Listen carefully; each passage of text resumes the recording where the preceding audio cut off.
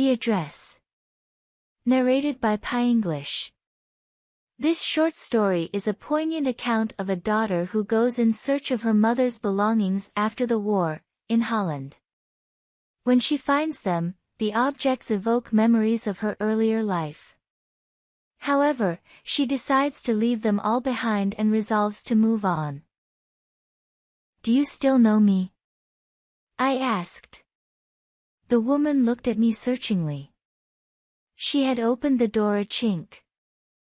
I came closer and stood on the step. "No, I don't know you. I'm Mrs. S.'s daughter."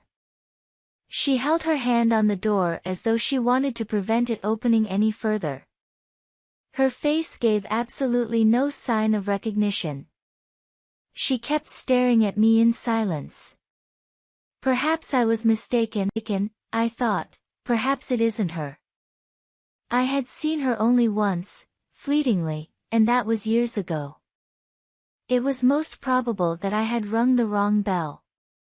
The woman let go of the door and stepped to the side. She was wearing my mother's green knitted cardigan. The wooden buttons were rather pale from washing.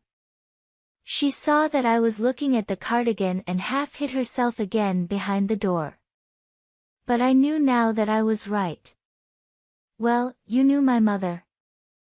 I asked. "Have you come back?" said the woman. I thought that no one had come back. Only me. A door opened and closed in the passage behind her. A musty smell emerged. "I regret I cannot do anything for you. I've come here specially on the train. I wanted to talk to you for a moment." "It is not convenient for me now," said the woman. "I can't see you." "Another time." She nodded and cautiously closed the door as though no one inside the house should be disturbed. I stood where I was on the step. The curtain in front of the bay window moved.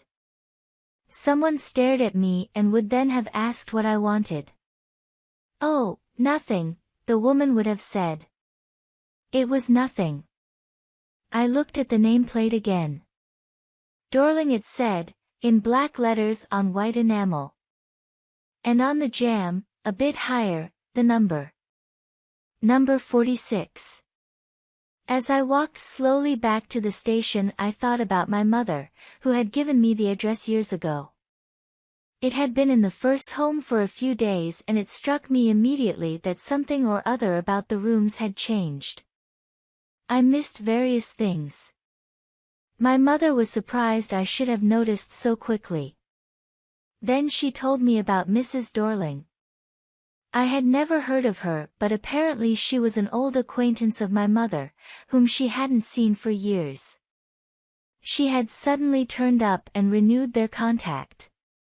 Since then she had come regularly.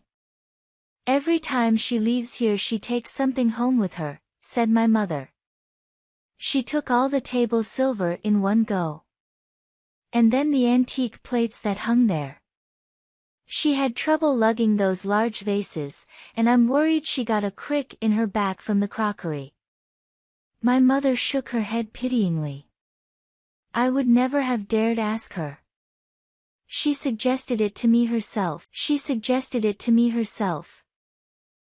even insisted. She wanted to save all my nice things. "If we have to leave here we shall lose everything," she says. "Have you agreed with her that she should keep everything?" I asked. "As if that's necessary," my mother cried. "It would simply be an insult to talk like that. And think about the risk she's running, each time she goes out of our door with a full suitcase or bag." My mother seemed to notice that I was not entirely convinced. She looked at me reprovingly and after that we spoke no more about it. Meanwhile I had arrived at the station without having paid much attention to things on the way. I was walking in familiar places again for the first time since the war, but I did not want to go further than was necessary. I didn't want streets and houses full of memories from a precious time. In the train back I saw Mrs. Dorling in front of me again as I had the first time I met her. It was the morning after the day my mother had told me about her. I had got up late and, coming downstairs, I saw my mother about to see someone out. A woman with a broad back. "There is my daughter," said my mother. She beckoned to me. The woman nodded and picked up the suitcase under the coat rack. She wore a brown coat and a shapeless hat. "Does she live far away?" I asked, seeing the difficulty she had going out of the house with the heavy case. "In Marconi Street," said my mother. "Number 46. Remember that?" I had remembered it. But I had waited a long time to go there. Initially after the liberation I was absolutely not interested in all that stored stuff, and naturally I was also rather afraid of it. Afraid of being confronted with things that had belonged to a connection that no longer existed, which were hidden away in cupboards and boxes and waiting in vain until they were put back in their place again, which had endured all those years because they were things. But gradually everything became more normal again. Bread was getting to be a lighter color, there was a bed you could sleep in unthreatened, a room with a view you were more used to glancing at each day. And one day I noticed I was curious about all the possessions that must still be at that address. I wanted to see them, touch, remember. After my first visit in vain to Mrs. Dorling's house I decided to try a second time. Now a girl of about 15 opened the door to me. I asked her if her mother was at home. "No," she said, "my mother's doing an errand." "No matter," I said, "I'll wait for her." I followed the girl along the passage. An old-fashioned iron Hanukkah candle holder hung next to a mirror. We never used it because it was much more cumbersome than a single candlestick. "Won't you sit down?" asked the girl. She held open the door of the living room and I went inside past her. I stopped, horrified. I was in a room I knew and did not know. I found myself in the midst of things I did want to see again but which oppressed me in the strange atmosphere. Or because of the tasteless way everything was arranged, because of the ugly furniture or the muggy smell that hung there, I don't know, but I scarcely dared to look around me. The girl moved the chair. I sat down and stared at the woolen tablecloth. I rubbed it.